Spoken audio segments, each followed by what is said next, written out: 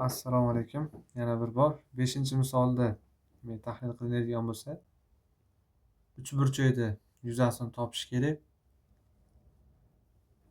Buni 4 ta bosqichda chiqaramiz. Birinchi bosqich A, B, F uchburchak yuzasini topish bo'ladi. Mana shu uchburchak yuzasini topish uchun nima qilamiz? Tomonlar 1 santimetrdan bo'lsa,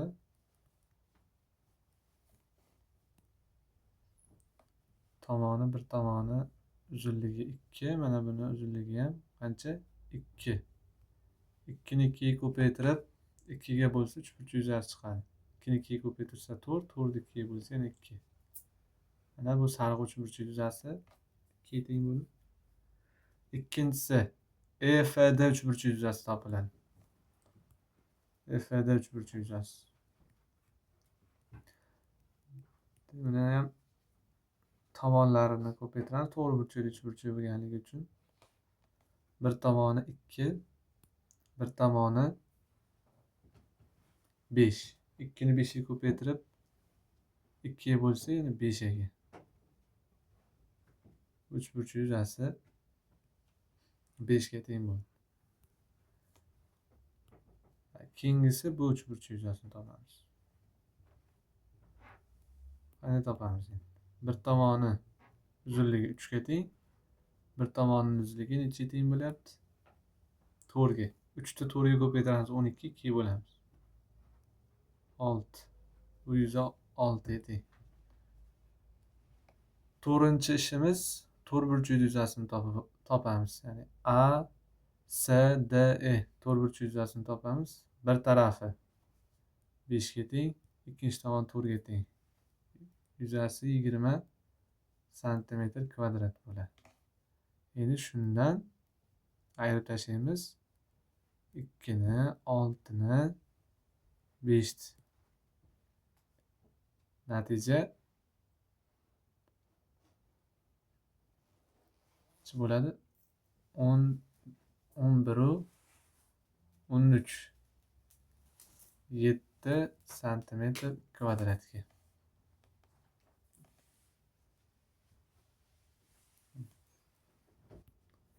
O'n to'rtinchi masala bo'yicha dastlab qutida 15 ta qizil, 12 ta ko'k.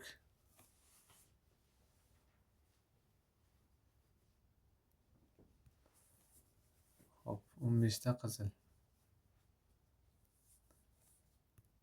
12 ta ko'k.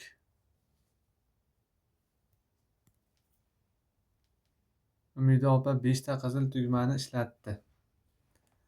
5 ta qizil tugmani ishlatib olgan bo'lsa, nechta qoladi? 10 ta qoldimi?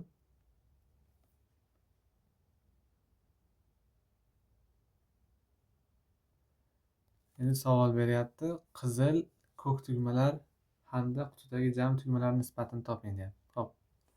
Qolganlari 10 ta qizil, keyin ko'k haqida gap ketyapti. Bo'lingan 12 ta, keyin jami tugmalar, qutidagi jami tugmalar. Ikkovini qo'shib yuborsam 22 ta tugma qoldi. Nisbat degani shu, nisbat har bitta hadini bo'lib yuborsa bo'ladi. 2 ga bo'lib chiqadigan bo'lsa 5, 6, 11 hosil bo'lib qoladi. Ajoyib. Ushbu misolning yechimi bo'yicha bir qancha usullar bilan ketsa bo'ladi. Birinchi usul.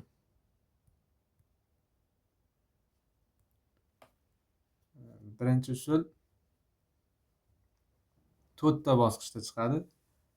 Birinchi bosqich S, P,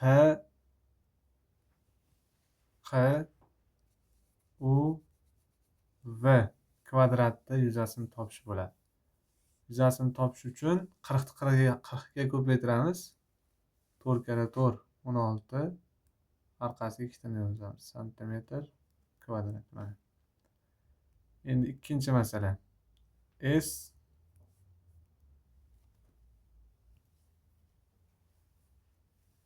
QRST kvadrat yuzasini topamiz. 25 ni 25 ga ko'paytiramiz. Xo'sh, 625 santimetr kvadrat.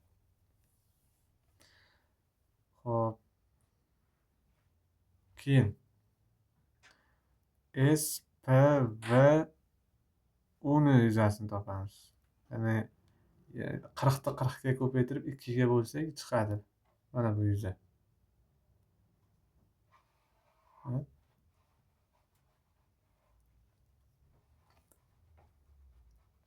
40 ni 40 ga ko'paytirib 2 ga bo'lsak 4 kere 4 16 bo'lsa mana shunday. 800 santimetr kvadrat. Keyingi masala PRS. PRS uchburchak yuzasini topamiz. Mana shu uchburchak yuzasi. Buning uchun 25 ni ko'paytiramiz. Bu tomoni jami qancha bo'ladi? 65 ga. 25 ko'paytirgan 65. Bu taraf 25. To'g'ri burchak uchburchak bo'lgani uchun 25 ni 65 ga ko'paytirib 2 bo'lamiz. Shunda S PRS chiqyapti. 812,5. Endi ikkita kvadrat yuzlarni bir-biriga qo'shamiz. Keyin bularning yuzlarini bir boshdan ayirib tashlaymiz. Chiqqan natijadan ayiramiz. Buni ham chiqqan natijadan ayiramiz. Xulosa qilayotganda ikkita kvadrat yuzasini qo'shganda umuman olganda PRSTUV shaklda yuzasi kelib chiqadi. Keyin ikkita to'g'ri burchakli uchburchak yuzasini ayirib tashlaganda shu so'ralgan burchak yuza qoladi.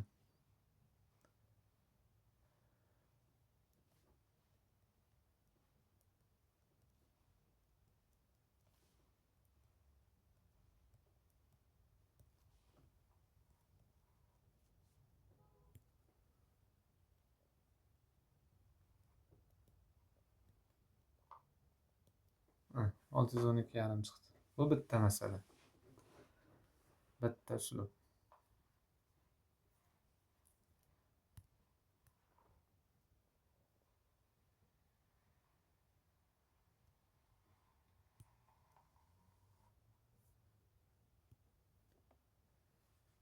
Xo'sh, yana bir uslub bo'yicha gapiradigan bo'lsak, yuqori sinflarga shu P uchidan T ga chiziq tortib olamiz. Uchburchak yuzasini topamiz. Qaysi uchburchak?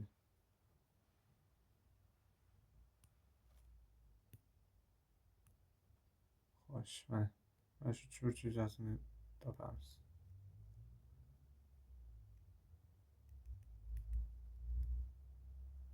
PTS uchburchak yuzasini topamiz. Bunda asos bo'lib beradi. Bu 20 T dan S gacha asos bo'lib beradi. 25. Balandlik mana bo'ladi. Balandlik ham 25 bo'ladi. So'raydigan bo'lsa shu uchidan shu asosni tashqarisiga tushgan hisob bo'laveradi. Bu asosni davom ettiradigan bo'lsak,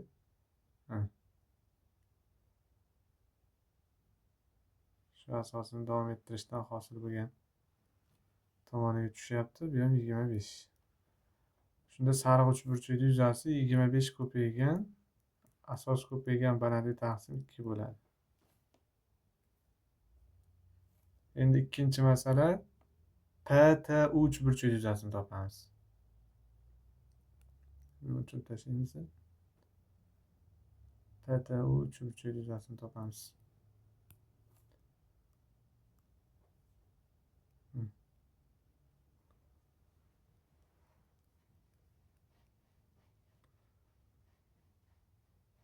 Qanday topamiz? Bu yerda TU asos bo'ladi. Asos uzunligi 40 dan 25 ta ayirganimiz, ya'ni 15 ga teng bo'ladi. T'dan o'gacha 15 ga teng. Endi balandlik shu asosni qarshidagi uchidan tushgan ana chiziq bo'ladi. 40 bo'ladi balandlik. Mana shu. Chunki TUni asosida borli, asosni davom ettirsak, balandlik bilan 90 gradusda kesishish kerak. Buni yuzasini topish uchun 40 ni ko'paytiramiz 15 ga, bo'lamiz 2 ga. 20 ni 15 ga ko'paytirsak 300. Endi bu ikkalasini bir-biriga qo'shib qo'yamiz. 625 taqsim 2 ga 300 ni qo'shib qo'yamiz. Shunda javob chiqadi. Yuqori sinflar uchun. Bu ikkinchi usul.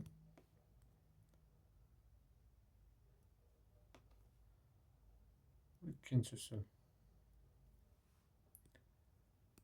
Yana kichiklar uchun usul topadigan bo'lsak, buni to'ldirib olamiz.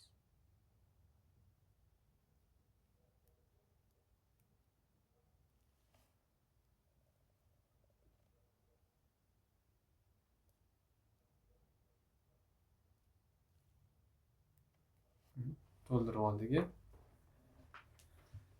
To'rtburchak yuzasini topamiz mana. S P R metga birorta harf qo'yib olaylik. D V. Shu to'rtburchak yuzasini topadigan bo'lsak, bir tarafi 65, bir tarafi necha? 40. Shunda yuza chiqadi. Endi shu yuzadan 40 ni 40 ga ko'paytirib 2 ga bo'lsa, mana bu pushti yuza kelib chiqadi. Shu yuzani, pushti yuzani keyin haligini hisobladim, 15 bir taraf. Bir tarafi 25. 15 ni 25 ga ko'paytirib to'rtburchakda mana T S U D to'rtburchak yuzasini topamiz. Bu sariq to'rtburchak yuzasini ayirib tashlaymiz. Keyin 65 ni 25 ga ko'paytirsak, tepada uchburchak yuzasi kelib chiqadi. 65 ni 25 ga ko'paytirsak. Chunki bitta kateti 65, ikkinchi kateti esa 25 ga teng. Bu uchta bo'yalgan sohani o'zini ayirib tashlasak, bizga kerak bo'lgan sohani o'zi kelib chiqadi.